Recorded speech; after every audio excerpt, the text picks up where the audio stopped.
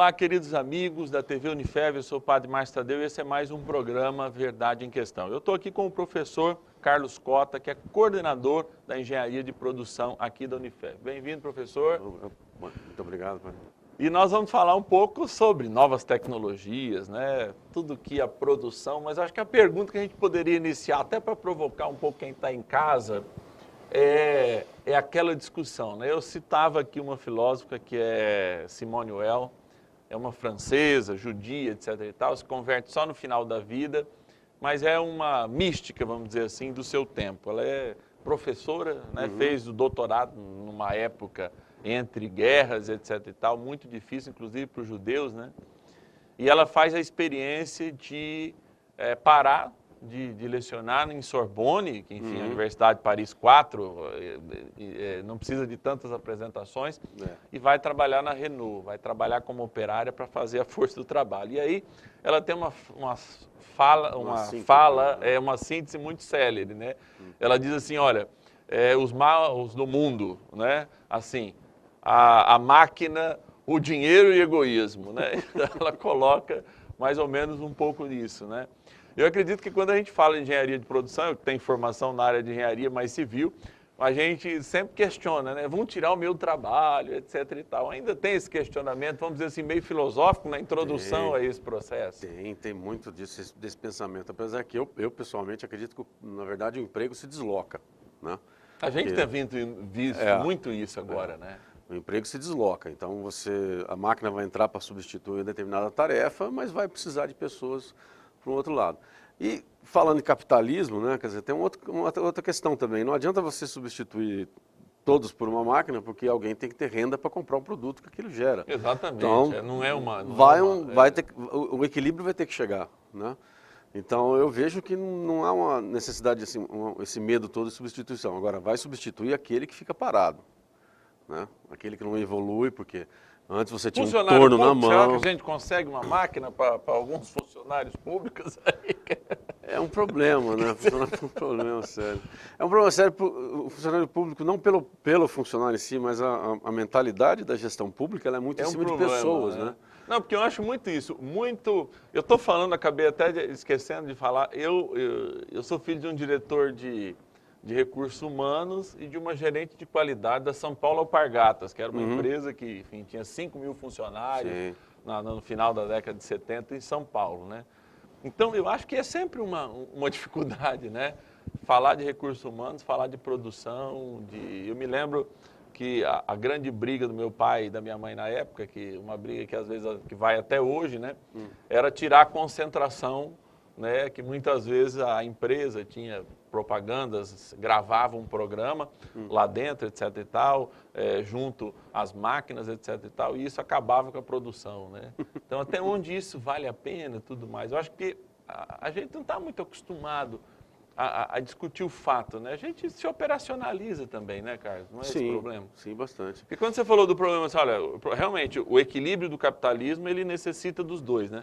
Mas se a gente vê, por exemplo, uma ideia que a gente tem ainda de produção, que você sabe disso, é extremamente colonial, né? Nós temos um parque industrial ocioso, nós não temos investimento, nós falávamos aqui que existe um paternalismo com empresas com estatais e com empresas mesmo que recebem subsídios e que hoje não geram emprego. Sei lá, eu me lembro de Honda quando veio para o Brasil e gera 300 empregos e recebeu né? A análise, assim, ela gera empregos diretos, uma quantidade razoável, mas também gera empregos indiretos significativamente.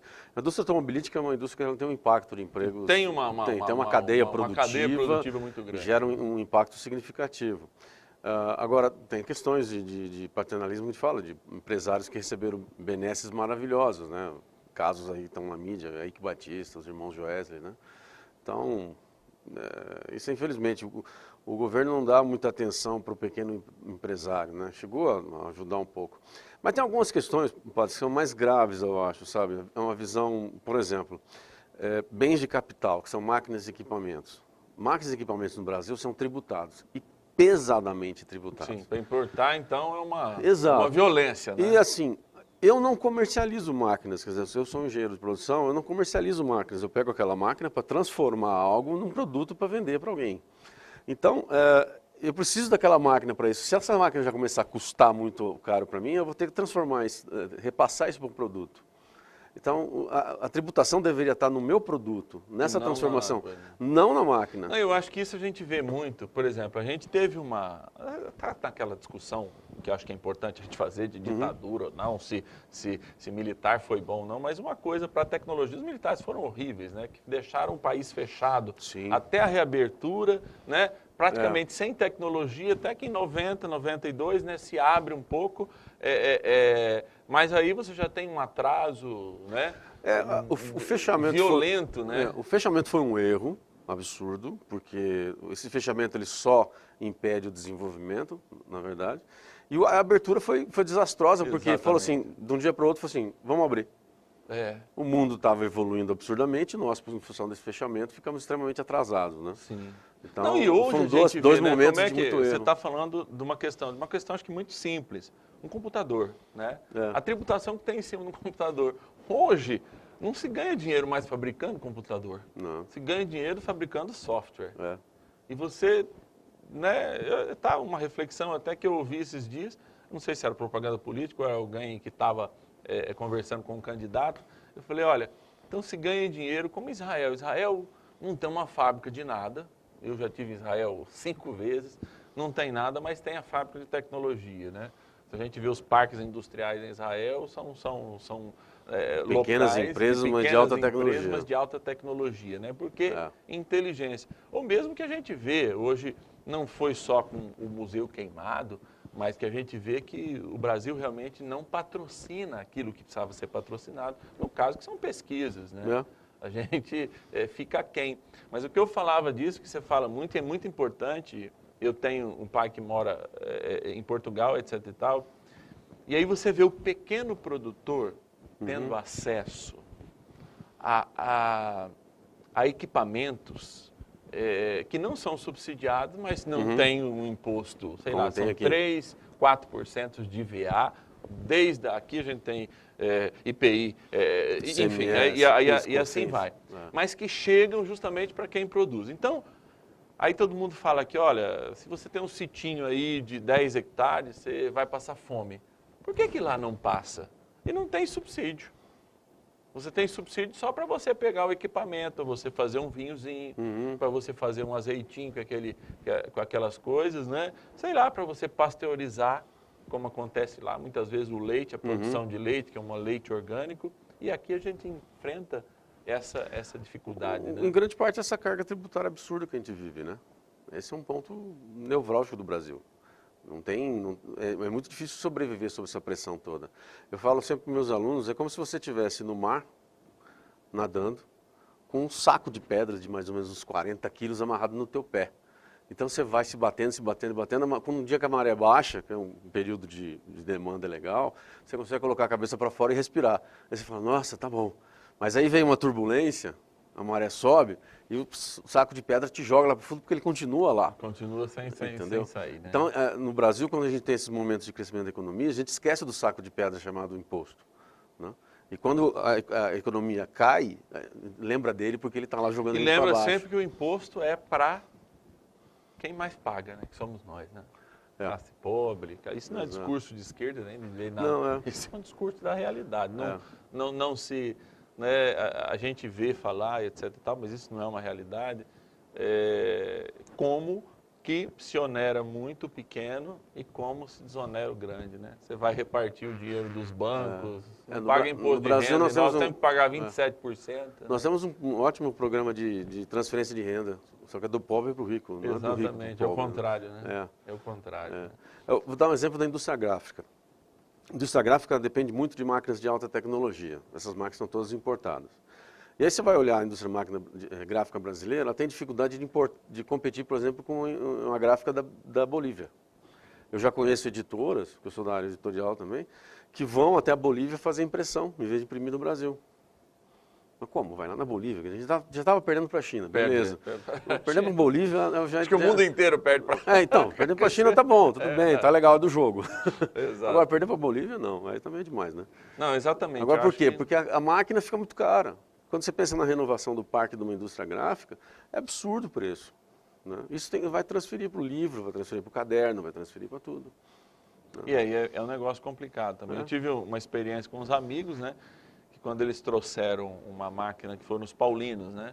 Por causa de toda a isenção, conseguiram trazer, tinha um parque gráfico que imprimia para a Globo, inclusive, né? Durante, eu nem sei se até hoje, mas é justamente isso, né? Porque nem a Globo tinha capacidade de trazer Eles conseguiram competitividade por causa dessa isenção. Exatamente, né? por causa dessa questão, né? E eu acho, quando a gente está falando disso, eu falo assim, ainda a mentalidade, eu acho muito a questão da roça importante, do pequeno produtor, etc e tal, para mim é um pouco um modelo de crescimento sustentável, né? Porque a pessoa vai cuidar, etc e tal, né? Mas hoje a gente pensa no grande, sei lá, no ouro verde que a gente tem e se esquece justamente desse colonialismo, né? Porque aí sim, né, eles mandam as máquinas, nós não temos pessoas educadas para serem transformadas, o seu posto de trabalho, ir para os serviços, no caso que a maioria dos países desenvolvidos hoje eles prestam serviço, eles não produzem nada, né? Assim, do modo geral. De baixa tecnologia falando aqui, ainda a gente precisa contar com essa muleta econômica, né, que é a agroindústria do modo geral. Né? A agroindústria é muito importante no Brasil, mas é triste que nós, por exemplo, exportamos muita soja, mas temos dificuldade de exportar o óleo de soja. Sim.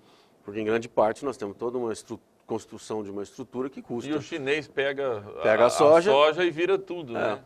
Um outro exemplo legal, assim, por exemplo, açúcar nosso, né? O açúcar refinado é caro no Brasil, ele é muito caro, porque o açúcar refinado usa muita energia elétrica. E a energia elétrica no Brasil é caríssima.